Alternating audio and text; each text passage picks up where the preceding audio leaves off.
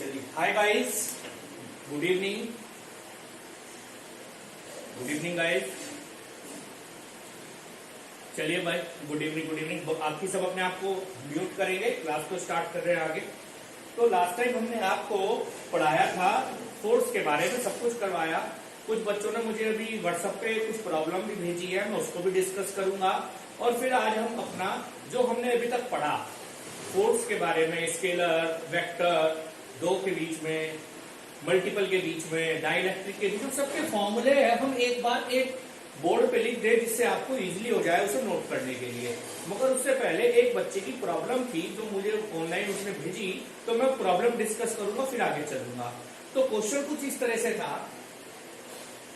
उसने कहा क्वेश्चन में उसने कहा we have two charges in air. मेरे पे दो चार्ज थे, मैग्नीट्यूड नहीं बताया तो इक्वल ले लिया, और एयर में थे और डिस्टेंस था r। इनके बीच में भी फोर्स लग रही थी F। क्वेश्चन दोबारा समझेंगे। इसने कहा क्वेश्चन में इसने कहा we have two charge placed in air by distance r experience a force F। उसने कहा मैं इसे किसी मीडियम में रख रहा हूं, ठीक है। मैं मीडियम में रखूं तो किस डिस्टेंस पे रखूं? What is the distance between them? The force remain same. उसने कहा इन चार्जेस को उठा के मैंने मीडियम में रख दिया। किसमें रख दिया? मीडियम में। एयर की जगह काय में रख दिया? मीडियम में। चार्ज यही रहे, मगर उसने कहा बताइए अब डिस्टेंस कितना हो जाएगा? उसने कहा बढ़िया distance when force remain same, यानी जो फोर्स अब है वही फोर्स यहां पर भी रहनी चाहिए। उसने ये कहा आपसे। क्वेश्चन समझ में आया? ऑप्शन क्वेश्चन था, ऑब्जेक्टिव था, इसके 4 ऑप्शन थे, मगर हम विदाउट ऑप्शन सॉल्व कर रहे हैं, आपको देखिएगा। सबसे पहले जब वो एयर में था, यानी सॉल्यूशन कर रहा हूं, मैंने कहा व्हेन इन एयर, फॉर्मूला लगेगा F is equal to 1/4 pi epsilon naught Q square upon R square. चलिए क्यों? क्योंकि जब एयर में होता है तो यहाँ पे नोड आता है, आप सब जानते हैं एप्सिलॉन नॉट दोनों सेम है, तो Q square upon R square distance का R पक्का। मगर जब मैं व्हेन इन मीडियम में रखूंगा तो क्या किसी चीज का चेंज आएगा? हाँ सर, चेंज आएगा। यहां पर फोर्स को मैंने FM कह दिया, अभी इसे वो कह दिया, चलो एयर वाली को। अब यहाँ पे फॉर्मूला आपका ये नहीं रह जाएगा, फॉर्मूला आपका चेंज हो जाएगा 4 पाई एप्सिलॉन नॉट, और जो भी मीडियम का डाइलेक्ट्रिक कांस्टेंट होगा वो रखा जाएगा। और क्वेश्चन में डाइलेक्ट्रिक कांस्टेंट दे रखा था, डाइलेक्ट्रिक कांस्टेंट क्वेश्चन में K दे रखा था, ठीक है। तो 4 पाई ई नॉट K, चार्ज वही रहे मगर डिस्टेंस r डैश का स्क्वायर लिख दिया मैंने। आई बात समझ? Charge remain same but the distance is r dash का स्क्वायर। अब हमने क्या किया, इसने कहा क्वेश्चन में फोर्स रिमेन सेम, उसने कहा फोर्स सेम रहेगी, यानी force in vacuum equal to force in medium. Yes, value put कर रहा हूं फोर्स इन वैक्यूम की 1/4 pi E naught Q square upon R square, 1/4 pi epsilon naught K dielectric constant जो है अपॉन R डैश का square.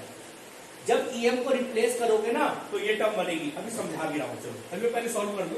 1/4 pi से 1/4 pi, Q square से Q square, आपको ये निकालना है R डैश, तो R डैश का square equal to R square upon K।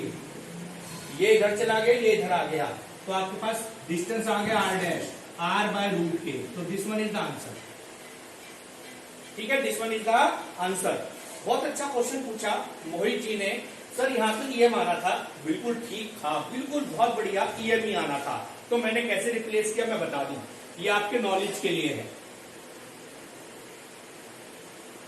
ठीक है। देखिए किस तरह से किया, बड़े ध्यान से समझेंगे। फॉर्मूला ये लगता है FM is equal to 1/4 pi EM Q square upon R dash square. लगता यही? यस यही लगता सर, मगर याद करो डाई इलेक्ट्रिक कांस्टेंट याद है सबको? फॉर्मूला K से डिनोट या ER से डिनोट करते हैं। फॉर्मूला था EM अपॉन E नॉट, यहां से EM निकाल लो जरा, क्या आएगा? ER E नॉट क्या आएगा देख लो। EM को इधर ले जाऊंगा ना जब बीच वाले टर्म को, तो E नॉट K, तो मैंने डायरेक्ट E नॉट K रख दिया। यस, हाँ जी, जिस बच्चे ने प्रॉब्लम पूछी थी उसे समझ में आ गया? चलिए जी, समझ में आ गया। आगे चलते हैं। इसी में एक और प्रॉब्लम थी उस बच्चे की, तो उसे भी डिस्कस करेंगे। मगर ये सब क्वेश्चंस आपको सॉल्यूशन मिल जाएगा, मैं बता दूंगा कहां पर आपको मिलेगा, तो वहां से आप कॉपी कर लीजिएगा। आगे चलते हैं भाई। एक और क्वेश्चन डिस्कस करते हैं प्रॉब्लम का, जो बच्चे की प्रॉब्लम थी हमारे। प्रॉब्लम क्या थी? उसने कहा प्रॉब्लम में मेरे पास एक अर्थ है और कुछ डिस्टेंस दूरी पर जो भी होगा इनके बीच में दूसरी चीज मून है। ठीक है, इसने इसका मास दिया था अर्थ का मास दिया इसने 10 की पावर 25 kg। इसने मून का ही मास दिया था, मास ऑफ मून 10 की पावर 23 kg। ठीक है, इसने कहा अर्थ पे भी एक चार्ज है और जितना चार्ज अर्थ पे उतना ही चार्ज मून पे है। अब हमें पता है दोनों पे मास है, जब मास होगा तो इनके बीच में फोर्स लगेगी जिसका नाम होगा gravitational force. F is equal to G mass of earth mass of moon upon distance का स्क्वायर। इस फोर्स को कहते हैं भाई ग्रेविटेशनल फोर्स। फिर इसमें एक फोर्स और लगेगी, इसका नाम है इलेक्ट्रोस्टैटिक फोर्स, क्योंकि चार्जेस की वजह से जो लगती है। F ऑफ E के, जिसको आप क्या कहते हैं 1/4 कह देते हैं, 1/4 epsilon naught Q square upon distance का स्क्वायर। हाँ जी, इस पे सर दो फोर्स क्यों लगी? क्योंकि मास है ना, मास दोनों पे मास होता है। मास के लिए ग्रेविटेशनल फोर्स और चार्जेस के लिए इलेक्ट्रोस्टैटिक फोर्स। मगर उसने कहा क्वेश्चन में उन बॉडीज पर चार्ज क्या होगा, यानी मून और अर्थ पे चार्ज क्या होगा कि दोनों फोर्स आपस में इक्वल रह जाएं। तो आपस में इक्वल कर दो इन्हें। ठीक है, तो मैंने इनको क्या कर दिया अकॉर्डिंग टू क्वेश्चन, क्योंकि इसने कहा इसे इक्वल रह जाएं, बताइए चार्ज क्या होगा। मैं इक्वेट कर दिया 1/4 E naught Q square upon distance का square. G mass of earth mass of moon upon distance का स्क्वायर। कुछ कैंसिल आउट हो रहा है क्या? हाँ सर, डिस्टेंस का स्क्वायर से डिस्टेंस का स्क्वायर कैंसिल। बस वैल्यू पुट करनी है। What is the value of this part? Anyone what is the value of this part? बहुत बढ़िया, 9 इंटू 10 की power 9 into Q square. What is the value of G? Universal gravitational constant, not 6.67 into 10 की power -11। Mass of अर्थ 10 की power 25, mass of moon 10 की power 23। बाकी solve करेंगे। यहां दिख रहा है सबको, मैंने विजिबल है सबको। Q square equal to 6.67 into 10 की पावर 28 और 23 48 हो गए। 48 में से 11 चले गए, कितने बचे? 37 बचा अपॉन 9 इंटू 10 की पावर 9।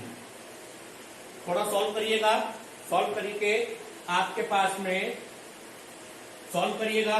जब सॉल्व कर लोगे तो Q की वैल्यू आ जाएगी, अंडर रूट में करिएगा 8.6 इंटू 10 की पावर 13 कूलम, और यही आपके पास आंसर भी सॉल्व कर लीजिएगा अंडर रूट से। ओके, तो ये भी एक प्रॉब्लम में था बच्चे की, हमने इसको भी डिस्कस किया।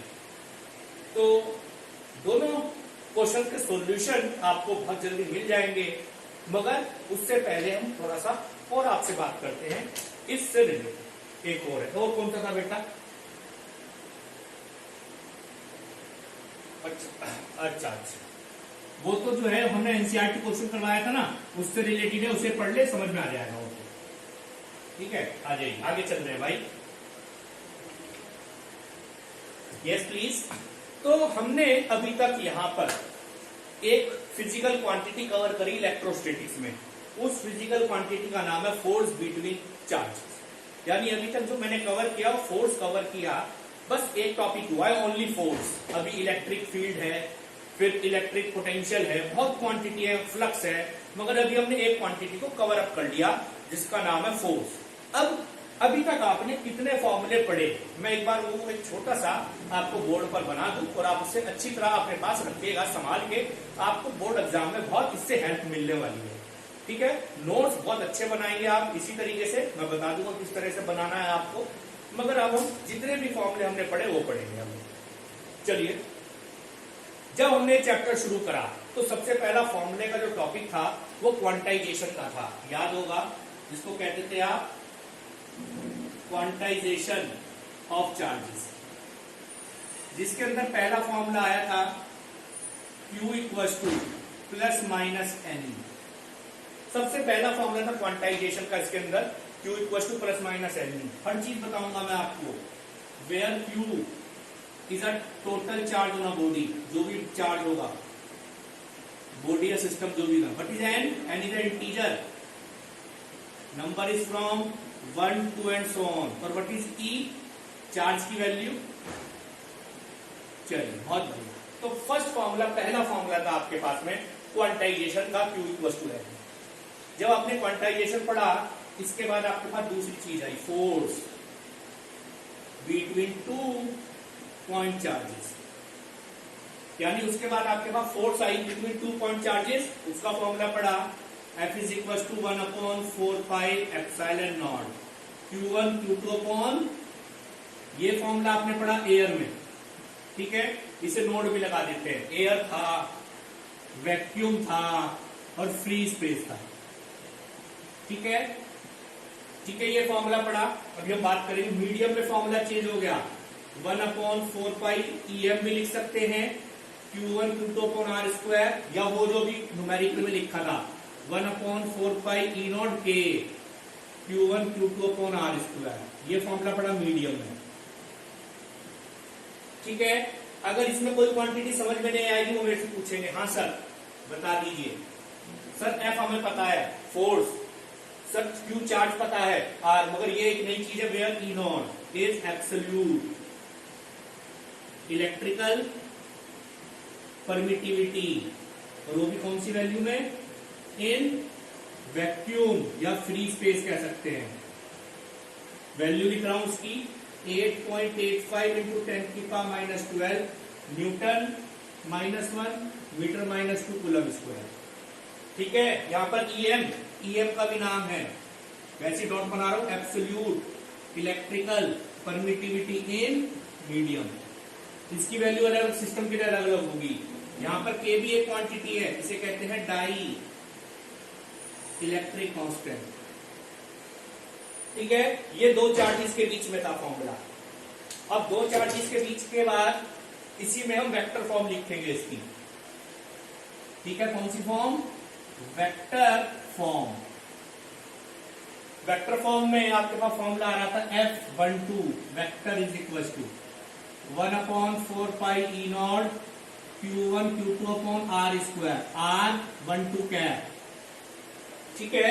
अगर आप ऐसे नहीं लिखना चाहते, ऐसे लिखना F21 वेक्टर, सॉरी 12 लिख लो, sorry 1/4 pi E0 Q1 Q2 upon R cube, R12, यहाँ भी 12 लिख सकते हो, यहाँ भी 12, R12 वेक्टर। पता चला स्क्वायर से क्यूब कैसे हो गया, स्क्वायर से क्यूब पता चला, हाँ सर हमें पता चला कईयों को, where R12 is a unit vector, ये यूनिट वेक्टर है, और इसका फॉर्मूला होता है वेक्टर अपॉन मैग्नीट्यूड, या मॉडुलस भी कहते हैं आप इसे। तो यहां से रिप्लेस करके ये फॉर्मूला बनता है, ठीक है। अगर आपको इसी में लिखना है तो similarly F21 vector is equal to 1/4 pi E0 Q1 Q2 upon R21 का स्क्वायर, R21 कैप। अगर कैप को हटाना वेक्टर में लिखना है तो लिख दोगे, हाँ सर अब तो लिख देंगे, 1/4 pi E0 Q1 Q2 upon R21 cube, R21 vector, ठीक है जी। तो अभी तो ये मैंने लिखवाया दो चार्जेस के बीच में, ठीक है। फिर यहां से आगे चलेंगे, इसी को पोजीशन वेक्टर की टर्म्स में लिखा था हमने, याद होगा, पोजीशन वेक्टर, ठीक है। यानी इसी फॉर्मूले को हमने पोजीशन वेक्टर की टर्म्स में भी लिखा था। उसमें हमने लिखा था F12 vector is equal to 1/4 pi E0 Q1 Q2 upon R1 vector minus R2 vector, mod का cube, R1 vector minus R2 vector, याद है सबको, ठीक है। F21 वेक्टर भी लिख सकते हैं 1/4 pi E0 Q1 Q2 upon R2 vector minus R1 vector, mod की cube, R2 vector minus R1 vector, in terms of position vector. Yes, हाँ जी, किसी को यहां तक कोई प्रॉब्लम हो इन वाले को फॉर्मुलेज में, एनीवन? चल आइए आगे चलते हैं। फिर इसमें एक फॉर्मूला आपने लिखा था, यहां में रह गया, उसको कहते हैं डाई इलेक्ट्रिक कांस्टेंट, K से भी डिनोट करते हैं, ER से भी डिनोट करते हैं। Force in vacuum upon force in medium, या electric permittivity in medium, electric permittivity in free space of vacuum. हाँ जी, यहां तक कोई दिक्कत किसी को? एनीवन? हाँ जी, अब कौन सा फॉर्मूला रह गया, याद है किसी को? हाँ सर, एक फॉर्मूला रह गया मल्टीपल चार्जेस के लिए। हाँ, superposition, multiple charge, very good. यानी कि फोर्स बिटवीन मल्टीपल चार्जेस, जिसको हमने शॉर्ट फॉर्म में एक नाम भी दिया था, सुपर पोजिशन प्रिंसिपल। इसके अंदर याद है ना, force on any charge is equal to force due to first plus force due to second, और जितने भी होंगे उन सबको force due to n. Yes, मगर इसमें मैग्नीट्यूड निकालने के लिए एक फॉर्मूला याद करा जाता है क्लास 11 का, वो था अंडर रूट ए square plus b square plus 2ab cos theta, है ना। क्लास 11 का फॉर्मूला इस्तेमाल किया जाता है फॉर मैग्नीट्यूड। अगर आपके पास दो फोर्सेज सेम डायरेक्शन में हो, मैंने कहा व्हेन टू फोर्सेज हाजी आर इन सेम डायरेक्शन, इसमें सेम, तो कुछ नहीं करना, दोनों फोर्सेज को आपको ऐड, जितनी भी होंगी, when two forces are same direction they will क्या होंगी, दे विल एड अप। हाँ या ना? अगर किसी को नहीं समझ में आए तो प्लीज यहां बता दीजिए मुझे। मैंने कहा they will add up, 2 minute एक बार देखिएगा, 2 मिनट।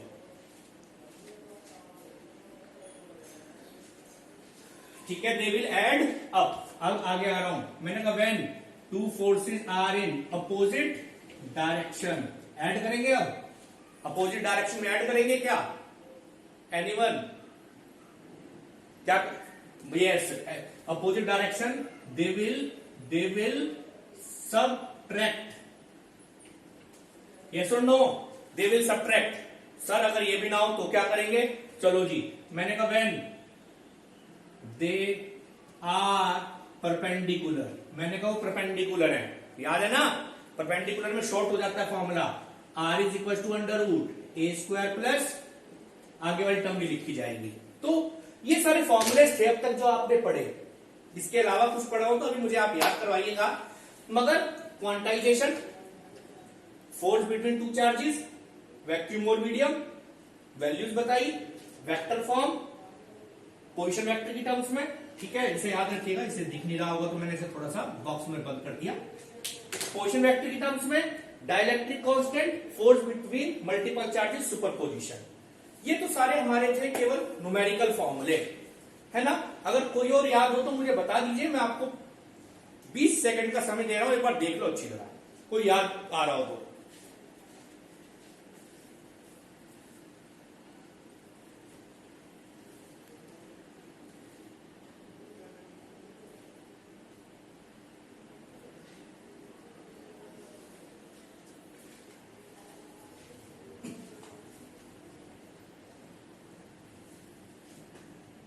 चलिए, तो यानी इसका मतलब आपने सारे जिले सही है। तो यहां पर हमने ये वैल्यूज बताई। अब आपको मैं आज होमवर्क छोड़ के जा रहा हूं। एक पहला होमवर्क, इसमें जो भी फिजिकल क्वांटिटी का इस्तेमाल हुआ उनकी आपको यूनिट और डायमेंशन लिखनी है। अपने आप मुझे दिखाएंगे, एक बॉक्स बनाएंगे, जैसे इसमें पहला यूनिट हुआ चार्ज, यूनिट है कूलम, डायमेंशन है 80, नंबर की कुछ नहीं होती, छोड़ देना। ई तो चार्ज ही हो गया, फोर्स की लिखना न्यूटन, डायमेंशन वो लिखना यूनिट इसकी न्यूटन, और आप सब कुछ लिखेंगे। फिर ई नॉट की लिखना, इस पूरे वैल्यू लिखना, इसकी वैल्यू लिख दो भाई पूरे की, यहां लिख रहा हूं। अगर आपको 1/4 का इस्तेमाल करना पड़ा तो वैल्यू होती है 9 × 10⁹ न्यूटन मीटर स्क्वायर कूलम -2। ठीक है, तो आज मैं होमवर्क छोड़ के जा रहा हूं आपके पास यही सब चीजों का। सबकी आपको यूनिट लिखनी है एक जगह, जो भी फिजिकल क्वांटिटी इस्तेमाल हुई उनकी यूनिट और डायमेंशन आप मुझे दिखाएंगे। ये होमवर्क है, और होमवर्क और भी है, मैं आपको 2 मिनट बता रहा हूं, होल्ड कर रहा हूं।